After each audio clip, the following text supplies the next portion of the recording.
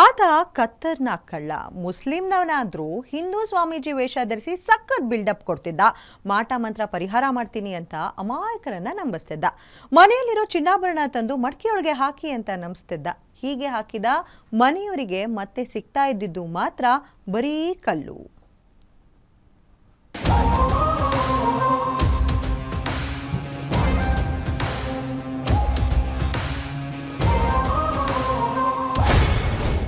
ಸ್ವಾಮಿಯ ಅಸಲಿ ನಾಟಕ ಬಯಲಾಗಿದ್ದೇ ರಣರೋಚಕ. ಹಿಂದೂ ವೇಷಧಾರಿಯಾಗಿ ಮುಸ್ಲಿಂ ವ್ಯಕ್ತಿಯ ಅಂದಾ ದರ್ಬಾರ್. ಮಾಟ ಮಂತ್ರದ ಹೆಸರಲ್ಲಿ ಅಮಾಯಕರಿಗೆ ಭಂಗನಾಮ.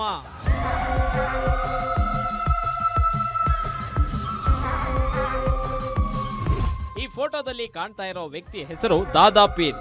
ಆದ್ರೆ ಹೊಟ್ಟೆಪಾಡಿಗಾಗಿ ಕೆಲವೊಮ್ಮೆ ನಾರಾಯಣ, ಕೆಲವೊಮ್ಮೆ ವೆಂಕಟರಮಣ ಅಂತ ಹೆಸರು ಬದಲಿಸಿಕೊಳ್ತಿದ್ದ. ಒಳ್ಳೆ ಹಿಂದೂ ಸ್ವಾಮೀಜಿ ಅಂತ ಬಿಂಬಿಸಿಕೊಳ್ತಿದ್ದ. ಈತನನ್ನ ನಂಬಿ ಪೂಜೆ ಮಾಡಿಸಿಕೊಂಡವರಿಗೆ ಚಿನ್ನದ ಬದಲಾಗಿ ಕಲ್ಲು ಕೊಟ್ಟು ಬರ್ತಿದ್ದ. ಹೌದು, ಮನೆಯಲ್ಲಿ ಕೆಟ್ಟದ್ದೇ ಆಗ್ತಿದೆ, ಮಾಡ್ತಿರೋ ಕೆಲಸ ಕೈ ಹಿಡಿತಿಲ್ಲ, ಆರ್ಥಿಕವಾಗಿ ಸಂಕಷ್ಟದಲ್ಲಿದ್ದೇವೆ, ನಮ್ಗೇನೋ ಆಗಿದೆ ಅಂತ ಯೋಚನೆ ಮಾಡ್ತಿದ್ದವರ ಮುಂದೆ ಈ ದಾದಾ ಪೀರ್ ಪ್ರತ್ಯಕ್ಷನಾಗ್ತಿದ್ದ.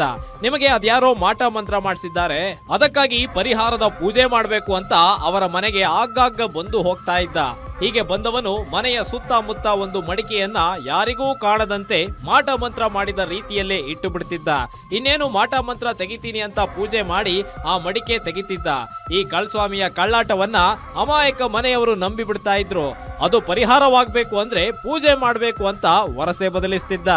485 grams of gold, ಅಂದಾಜು 53 lakhs ಇದೆ. ಇದರಲ್ಲಿ ಮುಖ್ಯವಾಗಿ ಹೇಳಬೇಕಾದ್ರೆ ಇವರು ಬೇರೆ ಬೇರೆ ಮನೆಗೆ ಹೋಗಿ ನಾವು ನಿಧಿ ಅಥವಾ ಪೂಜೆ ಇದರಲ್ಲಿ ನೆಪದಲ್ಲಿ ಅವ್ರದ್ದು ಗೋಲ್ಡ್ ಆರ್ನಮೆಂಟ್ಸ್ ಸಂಗ್ರಹಿಸಿ ಆ ಮನೆಯಲ್ಲಿ ಪೂಜೆ ಮಾಡಿ, ಆ ಪೂಜೆ ಮಾಡುವಾಗಲೇ ಅದರಲ್ಲಿ ಬೇರೆ ಬೇರೆ ಅರಿಶಿನ ಪೌಡರ್ ಹಾಕಿ ಅಥವಾ ಬೇರೆ ಪೂಜೆ ಮಾಡೋ ನೆಪದಲ್ಲಿ ಅವ್ರಿಗೆ ಹೊರಗೆ ಕಳಿಸಿ ಆ ಗೋಲ್ಡ್ ಚೇಂಜ್ ಮಾಡಿ ಅದರಲ್ಲಿ ಕಲ್ಲಿಟ್ಟು ಅವರು ಇದು ಮಾಡ್ತಾಯಿದ್ರು.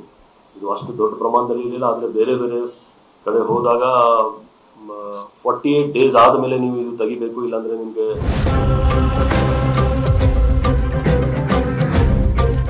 ಮನೆಯಲ್ಲಿ ಪೂಜೆಗೆ ಸಿದ್ಧತೆ ನಡೆಸುತ್ತಿದ್ದ ಆಸಾಮಿಯ ಒಂದು ಮಡಿಕೆ ಇಟ್ಟು ಮನೆಯಲ್ಲಿದ್ದ ಚಿನ್ನಾಭರಣ ಎಲ್ಲವನ್ನ ಮಡಿಕೆಯೊಳಗೆ ತಂದು ಹಾಕಿ ಎಂದಿದ್ದ.